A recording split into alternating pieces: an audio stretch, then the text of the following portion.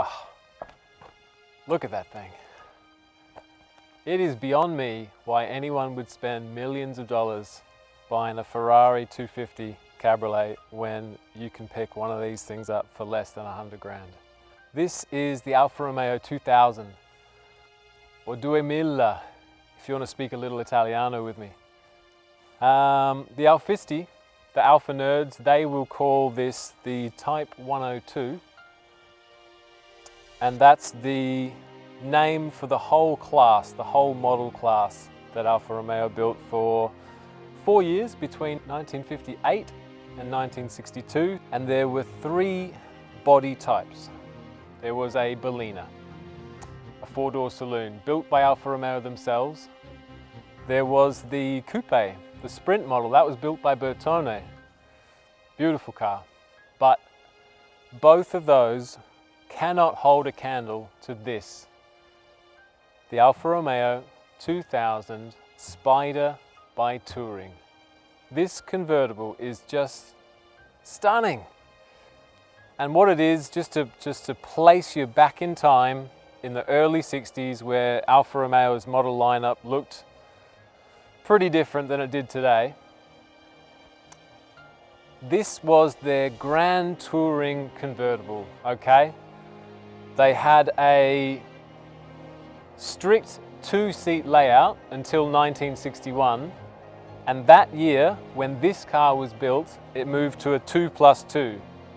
And they didn't have anything like it at the time. They had a smaller, shorter wheelbase car in the Giulietta that performed their cabriolet duties, but they didn't have this grand cabriolet, this beautiful, relaxed, long-distance tourer. Sat at the wheel of this thing, I am getting so excited. And here's the thing.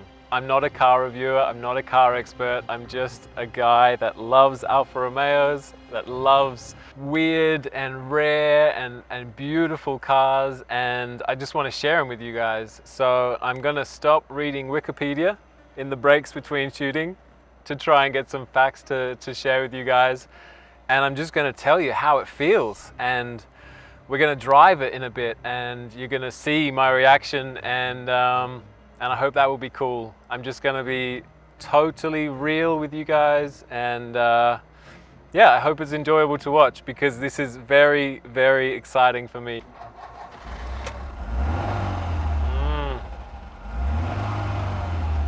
Beautiful. Okay, let's go. Whew, been dying to drive this thing.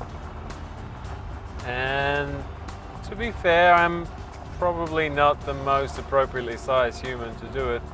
My left knee has set off the windscreen wipers a couple of times, but I tell you what, this whole convertible thing, yeah, I get it. I see the attraction, I really do.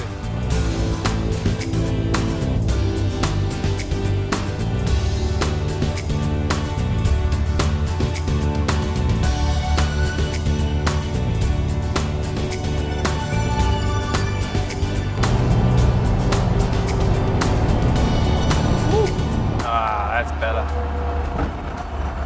You gotta get some wind in your hair, right? That's surely the idea behind a convertible. So let's do just that.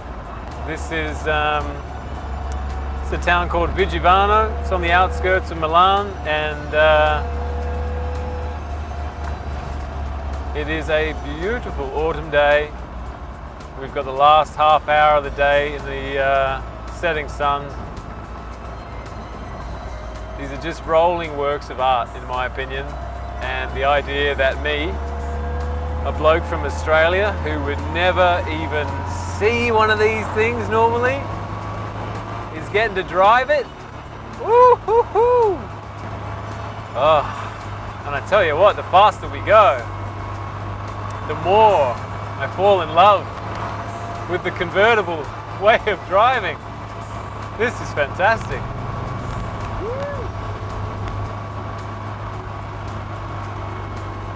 I've got that 360 visibility, absolutely perfect. Woo. And I tell you what, for something with no power steering, this thing is remarkably easy to drive. I've had a little bit of experience with Alfa Romeos with my GT Junior.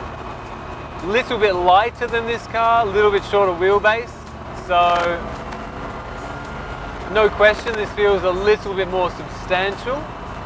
But of course, that was the idea. That was the idea behind the 2000, was that it would be that grand touring convertible that you could really stretch out in, you could be comfortable in. It wasn't necessarily just a small sports car. It was something else entirely. It was something that you could certainly drive every day, but when you wanted to take those longer drives, you were set up for it. The car is capable. Oh, I am buzzing. I am tingling here. I've got the fizz. I have definitely got the fizz. I don't know whether it is the sound, the wind in my hair, or the fact that I know I'm driving something so incredibly rare, but I have got the fizz going on. Now these aren't the most epic driving world.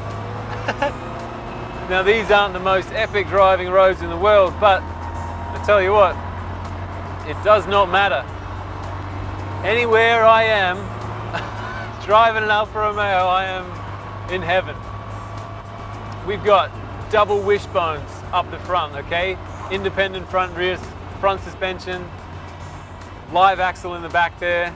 It feels good, turn-in feels good. There's a little, for sure there's a little, I don't know what the word is, scuttle shake.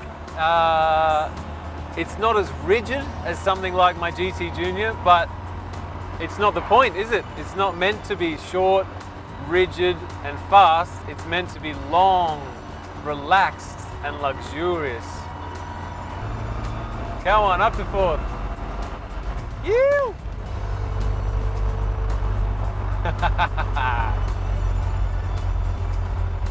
All right, down into third. Slow corner here. Take this left-hander. Ooh, yeah. Man, I tell you what, it might not be the most sporty thing, but it can hold a line and it sounds amazing on song. You!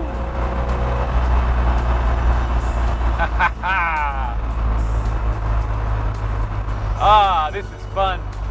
This is no seat belts, open top. Sure, there's a few cyclists in the way, but a lot of fun. If you like this, if you want to follow, subscribe, whatever the hell you do, just